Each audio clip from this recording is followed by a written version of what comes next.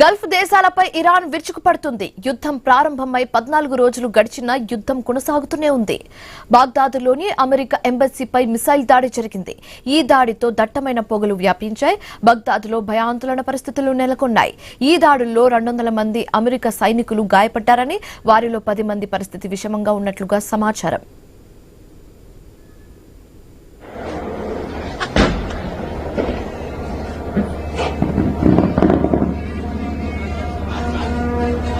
عبرت بابا طقت راح تضرب الفندق ضربت. పశ్చిమ ఆసియాలో యుద్ధం బీభత్సంగా జరుగుతోంది.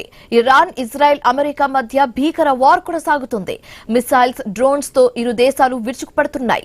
ఈ క్రమంలో అమెరికాకు ఇరాన్ స్ట్రాంగ్ వార్నింగ్ ఇచ్చింది. విదేశీ సైనికులను పంపితే పరిణామాలు తీవ్రంగా ఉంటాయని వెల్లడించింది. అమెరికాతో చర్చల ప్రసక్తే లేదని పేర్కొన్నారు. యుద్ధం ఆపకపోతే భయపడేది లేదని అమెరికాకు చెప్పారు.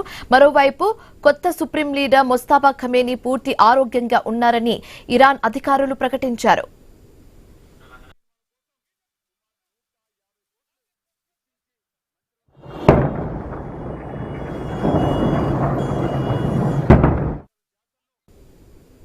అమెరికా, ఇజ్రాయెల్ ఓడలను అనుమతించబోమని ఇరాన్ వెల్లడించింది.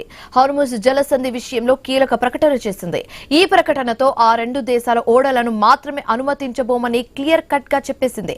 అంటే ఇతర దేశాల ఓడలను అనుమతిస్తున్నట్లేనని ఇరాన్ ఇండైరెక్ట్ గా చెబుతోంది. ఈ ప్రకటనతో భారత్ కు ఎలాంటి లాభం జరగనుంది? ముడి చమురు ఉత్పత్తులు ఇండియాకు త్వరగా చేరుకోబోతున్నాయా?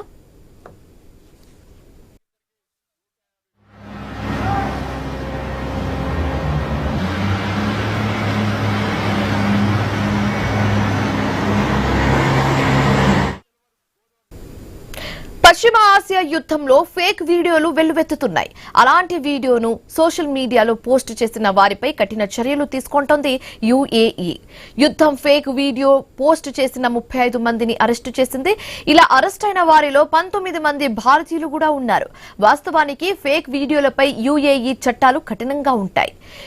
ఏఐ వీడియోలు, తప్పుడు వీడియోలు పోస్ట్ చేసి చిక్కుల్లో పడ్డారు యుఏఈలోని విదేశీయులు.